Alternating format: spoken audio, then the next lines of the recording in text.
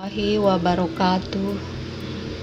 Alhamdulillahirabbil alamin wa bihi nasta'inu ala umri dunya waddin wassalatu wassalamu ala asyrafil mursalin wa ala alihi wa sahbihi ajma'in, amma ba'du. Anakku sekalian yang senantiasa dirahmati dan diberkahi oleh Allah, kita bersyukur kepada Allah atas segala nikmat yang telah Allah anugerahkan kepada kita sekalian, sehingga kita bisa menjalankan ibadah puasa pada Ramadan ini, dan insya Allah kita akan bertemu dengan Hari Raya Idul Fitri yang semoga membawa berkah bagi kita semua.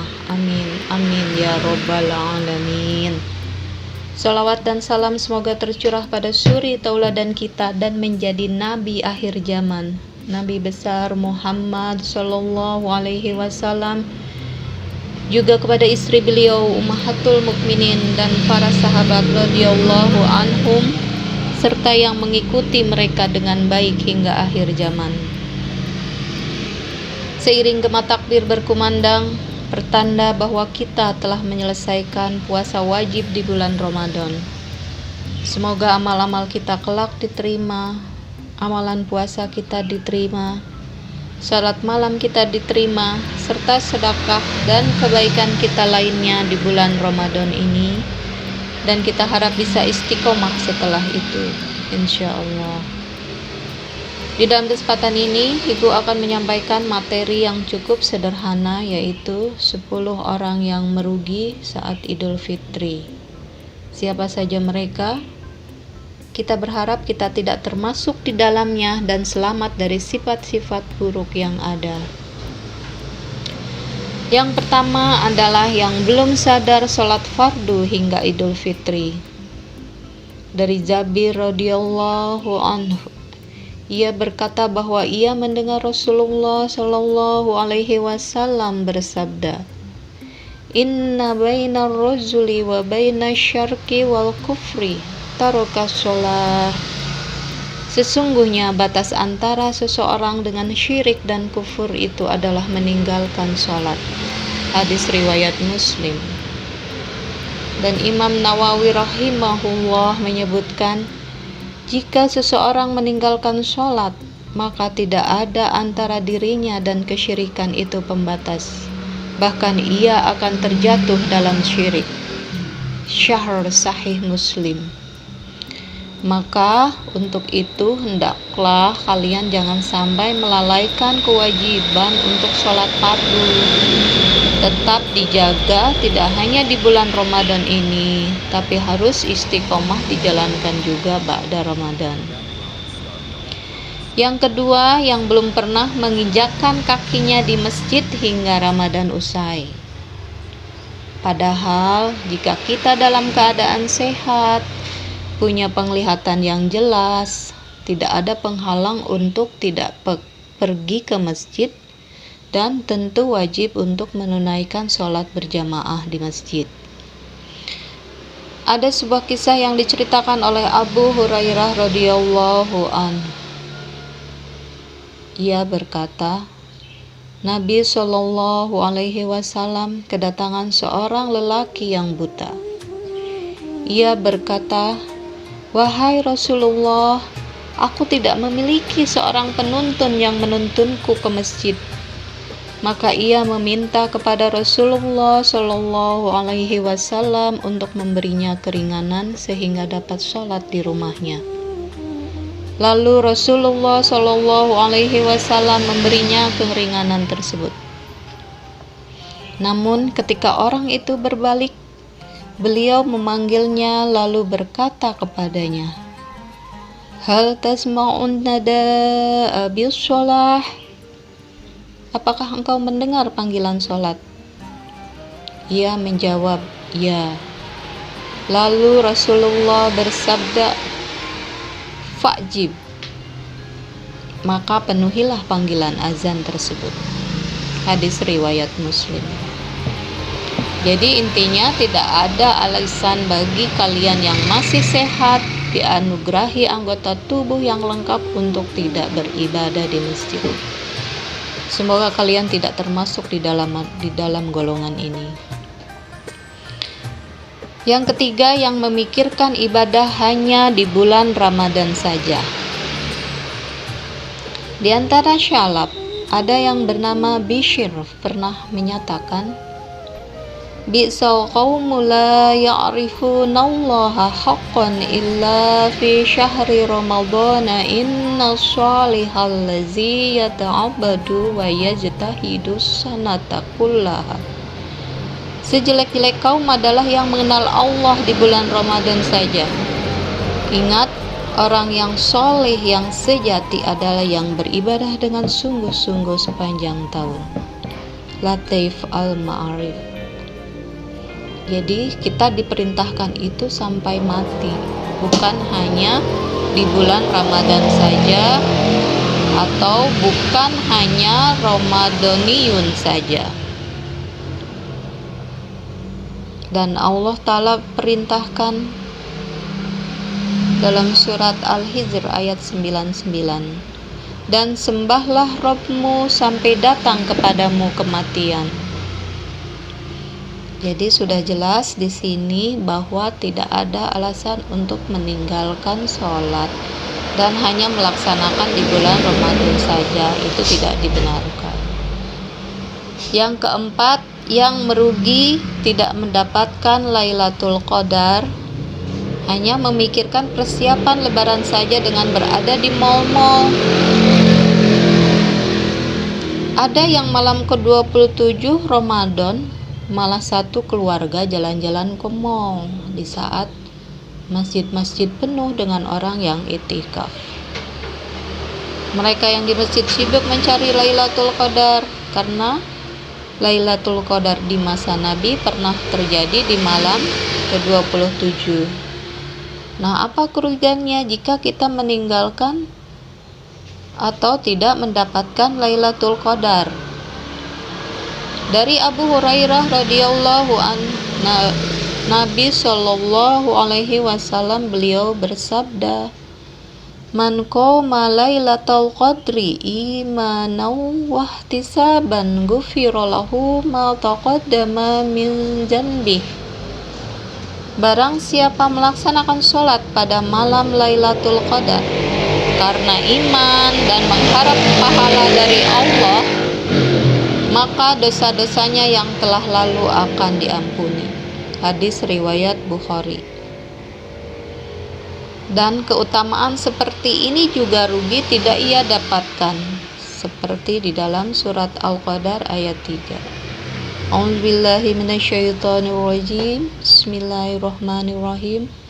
Lailatul Qadri khairum min alfi syahrin. Malam kemuliaan itu lebih baik dari 1000 bulan. Yang kelima adalah menuruti anak dalam perkara maksiat untuk memeriahkan Idul Fitri. Nah, ada sebagian orang tua yang menuruti anak dalam hal maksiat yang berhubungan dengan Idul Fitri, seperti memberikan alat musik atau trompet, petasan, dan hal-hal mudarat serta haram lainnya.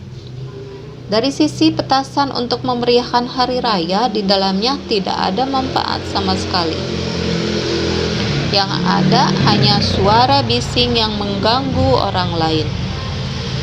Dalam ajaran Islam yang dituntunkan adalah seperti disebutkan dalam hadis, Al-muslimu man salimal muslimuna min lisanihi wa yadihi.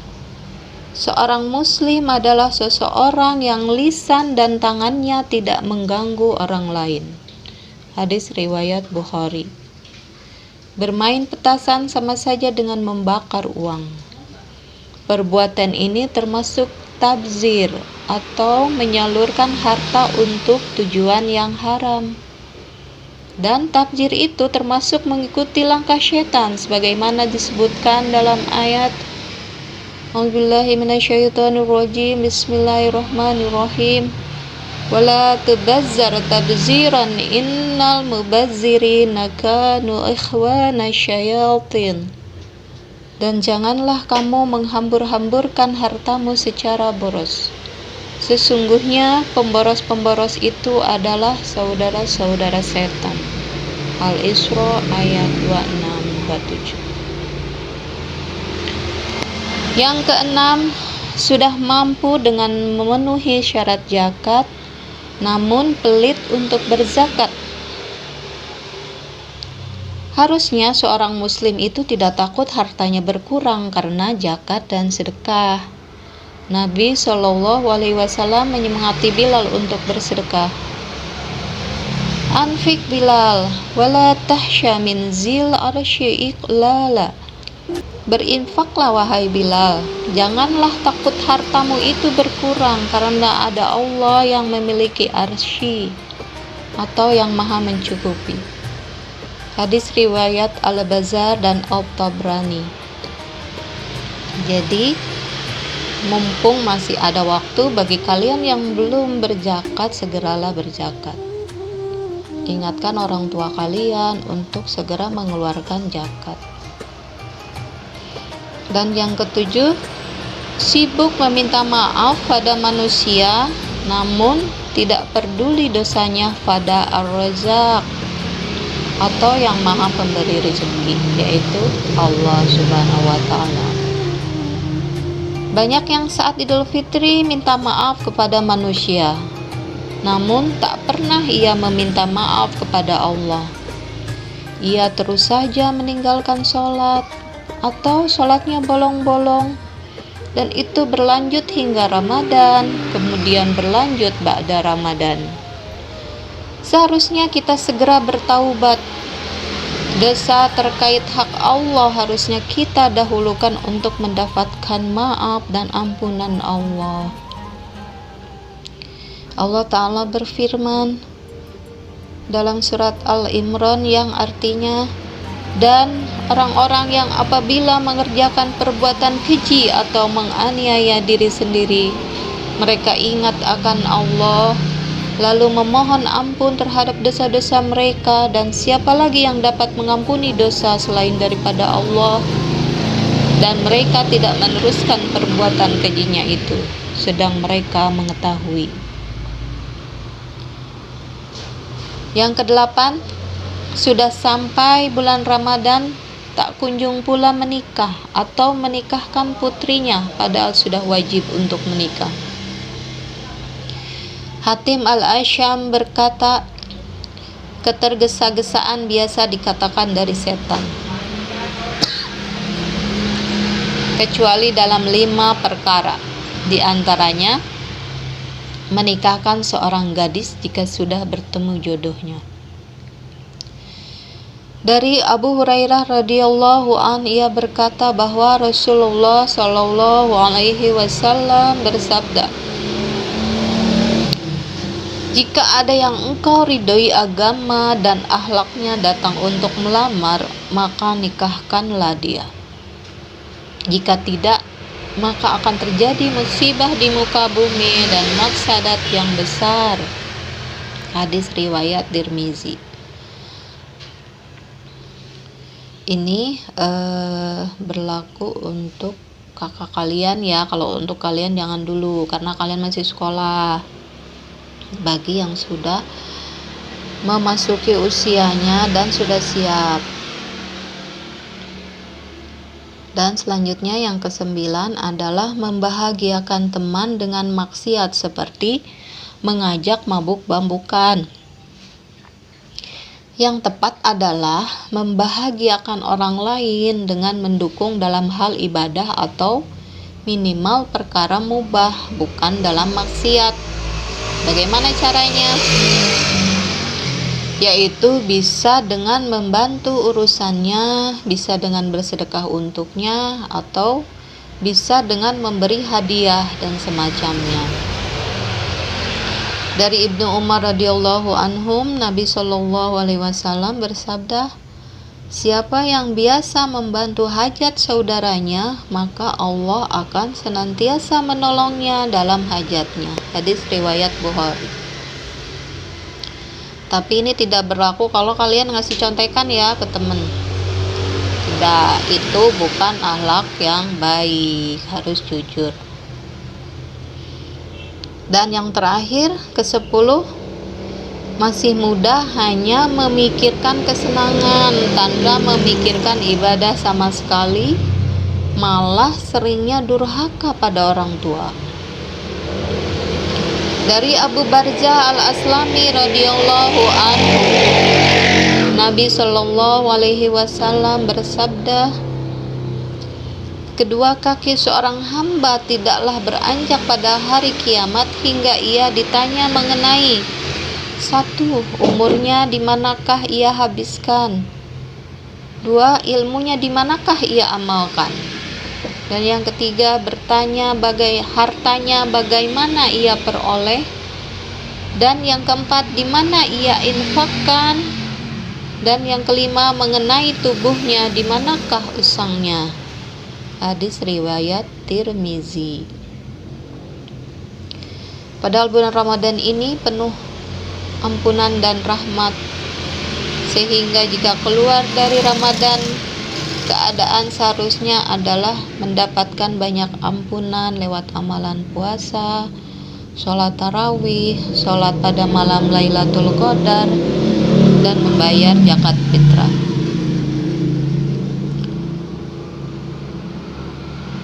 Ulama salaf mengatakan kepada sebagian saudaranya ketika melaksanakan sholat id di tanah lapang, hari ini suatu kaum telah kembali dalam keadaan sebagaimana ibu mereka melahirkan mereka. Apa yang harus kita lakukan ba'da Ramadan adalah berusaha istiqomah, berdoa agar